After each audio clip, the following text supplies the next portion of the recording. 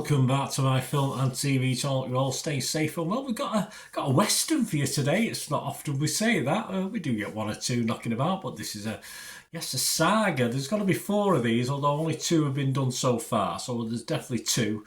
Obviously, this guy's put a bit of his own money into this as well. So we'll have to see if 3 and 4 turn up, because it's getting a bit of a mixed response from certain areas, as the public seem to like it okay, so we're alright. But yeah, and if you don't know, we're talking about Horizon, an American saga, and we're talking about Chapter 1. Of course, produced by Kevin Costner, of course, also stars. He looks younger in this, and I remember it just seems younger every time he's starting this. I don't know if he's airbrushed, I'm not too sure, whatever they do these days, but he looks very young. It's a 15 certificate, just over 3 hours, 181 minutes. And I'm doing this review as at the 28th of June 2024. I think that's when it's widely available, but there would have been some previews and stuff knocking about. Of course, it's a screenplay he co-wrote with John Baird based on an original story he co-authored with Baird and Mark Kasdan. Yeah, I can get a vibe off Kevin Costner in this. Of course, you go back to things like Dances with Wolves, don't you, and stuff like that. And this is the first instalment, as I said, in what will be 4 films. We'll have a quick look at that. And on screen, before we do, guys, just give me a few 20, 30, 40 seconds of your time. A little link there to some black pens. If you're an artist or you just like me, want to write notes and labels for stuff I sell on my little site I've got. So set of great pens. Only $8.49. But once you give the voucher, there's a voucher code there at checkout. You can work out less than £7, and that includes postage, and they don't take long to come either. So get your set. It's just a great set for if you want a set of black pens. Simple as that. Different sizes, different thicknesses, of course. So fill your boots on that one. And they do get 4.4 out of 5 on Amazon rating with about 5,000 reviews. So don't just take my word for it. Give these guys Two Hands Stationery Company your support, as they supported friends of my channel as well. So there you go, guys. Fill your boots. Use that voucher. It'll be at the end of this little vlog as well. So if you don't want to pause it, make a note now. Just get it at the end. Right, this film, as well as Kevin, also stars Sienna Miller, Sam Worthington, Giovanni Ribisi. Although I don't think he was in the first bit, is it? I think he's in the trailer for the second bit. So some of these might be in the second part rather than the first part. But at the end of part 1, you do get a little 2 or 3 minute segment on what's going to happen next, which is quirky, I suppose. Jenna Malone, Abby Lee, Michael Rooker, Danny Houston, Luke Wilson, Isabella Thurman, Jeff Fahey, Will Payton, Tatanka Means, I hope they do, Owen Crow-Shoe, there's a good one. I think what character he might play. Ella Hunt, Jamie Campbell-Bower, and Thomas Hayden Church. Yes, an eclectic mix of actors. Great talent, absolutely. This is, as I said, released in the United States on the 28th of June, so check your territory wherever you are. And Chapter 2 is already, they were done back-to-back, these. As I said, there will be 4 of them.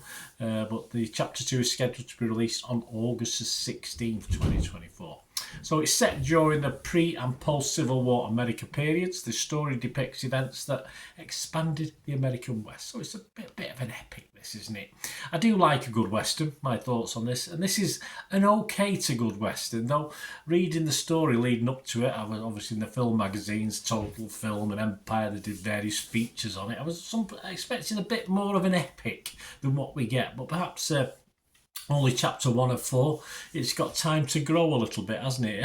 For me, it has the feel of a series, and at 3 hours long, you could have probably produced 4 or 5 episodes to do a season 1 with the next 4 to come, if you like. So it didn't generally have the big movie feel to it to me. All right, if you watch on the big screen, it probably helps, but not a 2020s movie anyway. Perhaps we're used to these sort of epics being serialised these days.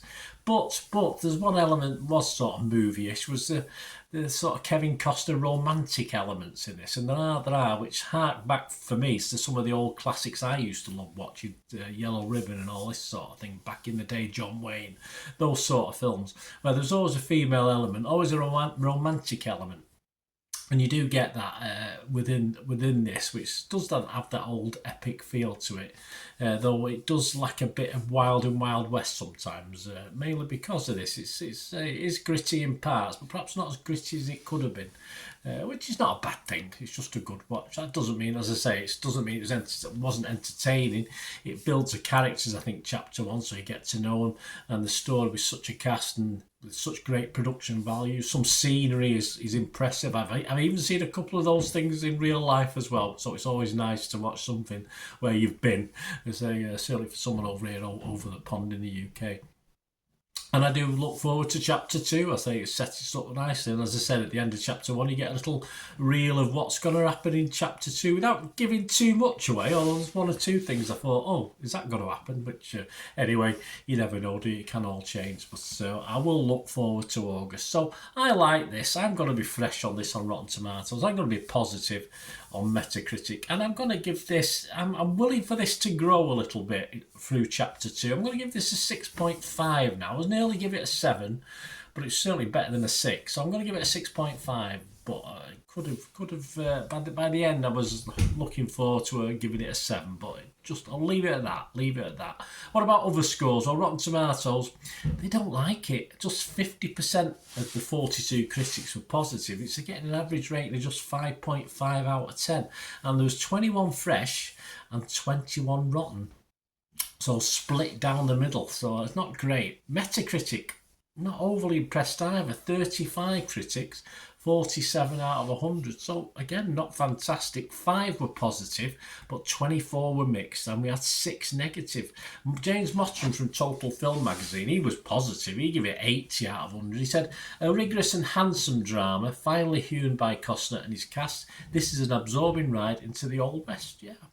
Partly agree. Helen O'Hara, though, of Empire magazine, wasn't as enthused. She only gave it a 60. She said, it's fine for an epic to sprawl, but you want a sense of purpose at the same time, and this one sometimes loses its way. Still, it's handsomely shot and well performed, a throwback to the glory days of event movie horse operas.